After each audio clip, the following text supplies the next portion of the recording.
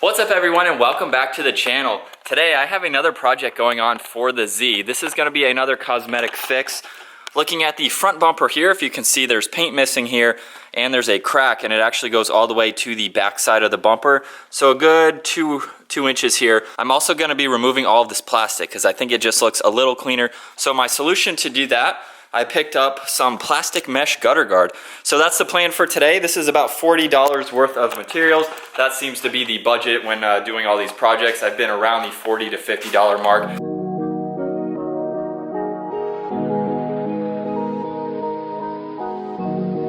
Alright guys, so I have the front bumper off now. It's really not that hard to do. The only thing that kind of holds me up is these plastic tabs. I go into more details in the video in the description below if you want to see a better step-by-step on how to take this off. What I'm going to be doing now is taking that multi-tool that I have and cutting out this center grill here. So I have to go across all the tops here and on both sides, and then I just need to make sure everything is smooth on the bottom lip and then of course the top lip.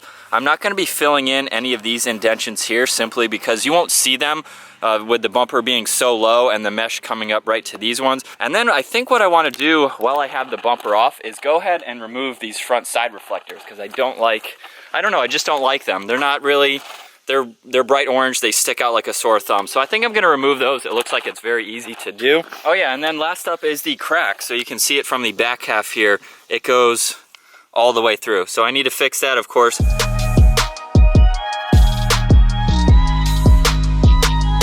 Before I get into cutting this whole middle section out, I actually found that there are 3 trim pieces that go on top of these. So if you didn't want to dive into as much detail as what I'm going into, you could actually take these off and just paint these. So let's say you had a black car and you wanted to paint these red. So that would be something that would be very easy to do. There's 5 screws and then a couple tabs. This is for sale. So if you are interested in these trim pieces, message us on Instagram. What I also found is that there are a lot of scuff marks up underneath. So I will be fixing those because I'm repainting this entire piece. I know that this is irreversible. Once I cut all of these pieces, this is not going back to stock. Now, I will probably get a lot of comments about maybe resale value with cutting this. I did the same thing on my Genesis Coupe grill and my 07 Tacoma grill, and I had no issues with that. So I know how to do this.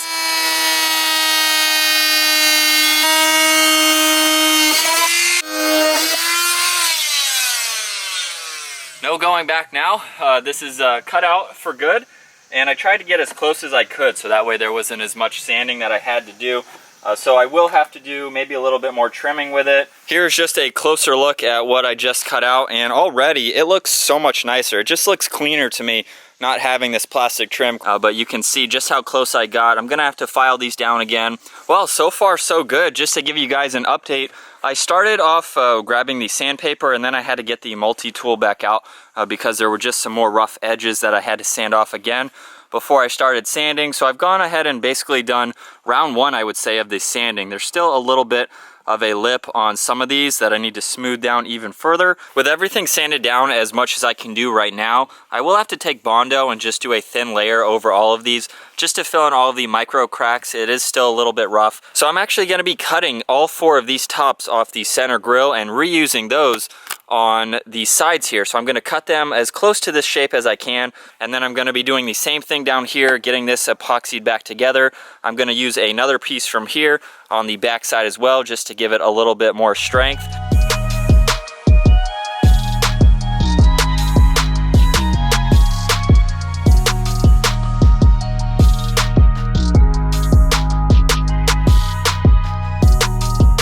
Piece is now cut. This is the 3rd one that I took from the center portion of the grill. Basically what this is going to do is I'm going to put this on the back side of these holes, so kind of just right about there, and that gives me something for these smaller pieces to glue onto.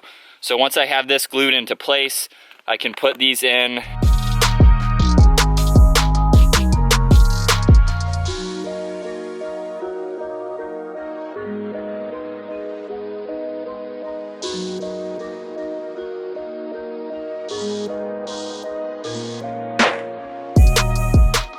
Alright guys, so it's finally time to let everything dry. If you were paying attention closely in the time lapse, you'll see that I actually did one of these sides wrong.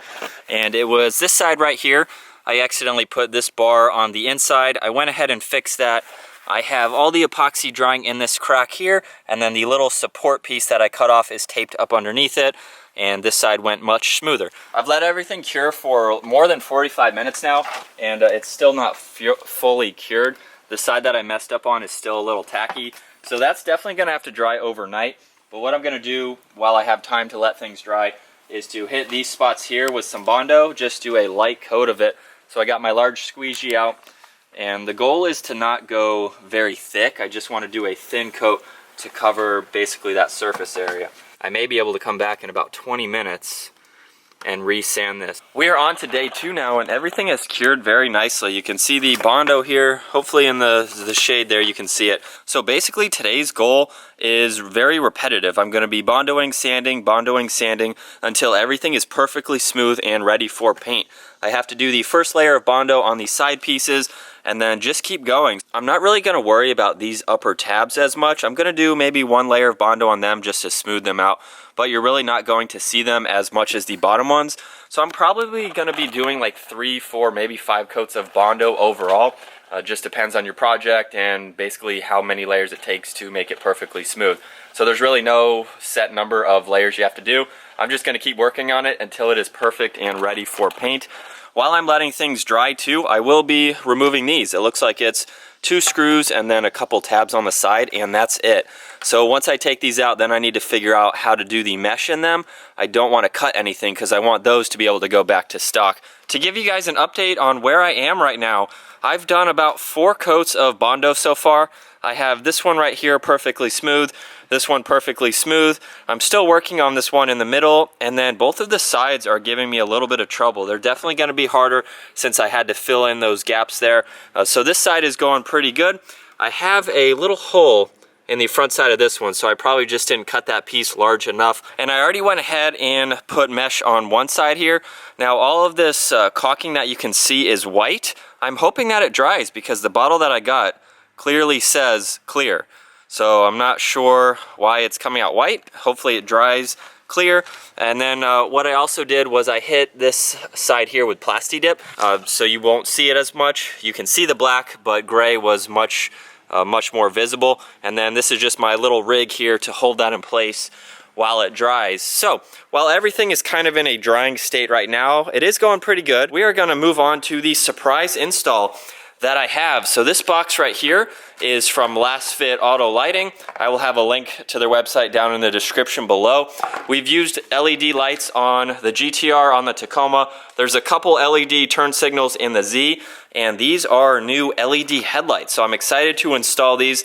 It's going to be a pretty straightforward install. Since I already have the bumper off, I'm just going to go ahead and loosen up the headlights, remove them, put these bulbs in, and I will show you guys a good before and after with the stock. I think the stocks are HIDs versus the LEDs. So I'm going to put that clip up right now. At this point in the video, I haven't seen the afters, but I'm going to be testing those, of course, and I know they are going to be much brighter than the bulbs that are in the Z now. I definitely recommend them. If you guys use our promo code that is down in the description below, you can save 10% off your next order from Last Fit Auto Lighting. So here's just a quick tutorial on how to replace headlights on the Z. First, you need to remove this dust cover on the back side of it, which you'll see this has stock HIDs in it. There are the retainer clips, and with those out, we can actually remove the bulb itself. Now we have to move back to this cover here. All right, and so with those out, we can remove this cap here. You'll see that it is attached to this side. So what I need to do is flip this around.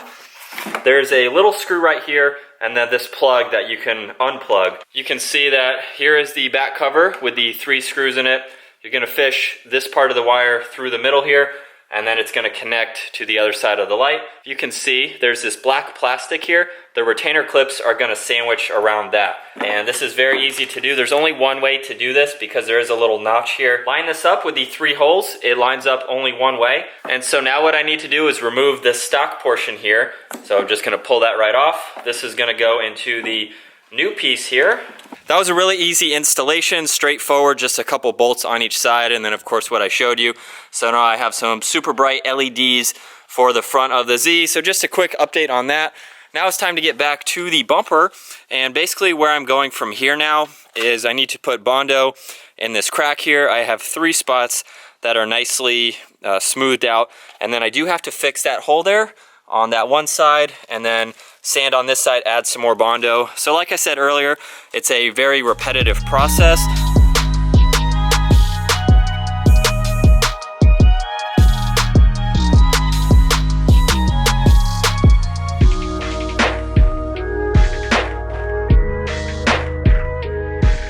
I'm on to day 3 now, and it's taken me about 3 hours to get to where you just saw me using the Dremel to ready for paint. So I used the Dremel to take a lot of the high spots down that I just couldn't do by hand using sandpaper and a sand block. Now the primer is going to help me out a little bit in showing me areas that I will have to go back and either use some bondo or just do a little bit more sanding.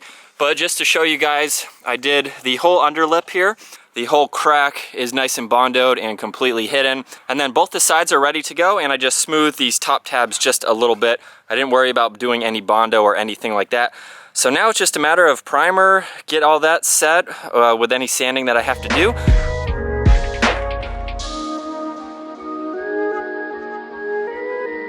After the first coat of primer, I had a couple spots, like I said earlier, that the primer was able to show through. So I had to go ahead and bondo on both sides again. And then I have the center crack, or where the crack was, nice and smooth. So I think this is gonna be perfect.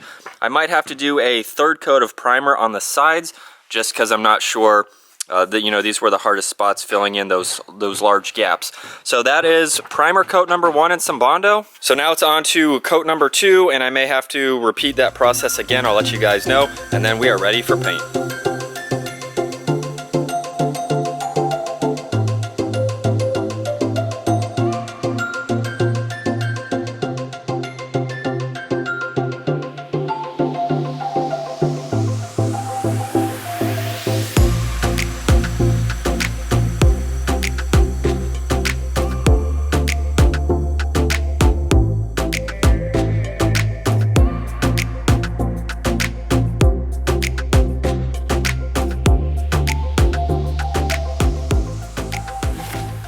The bumper is finally back on the Z. That was definitely a lot of work. It took me a couple more days than I anticipated, but I have fixed the crack. I have a new look to the front end of the Z.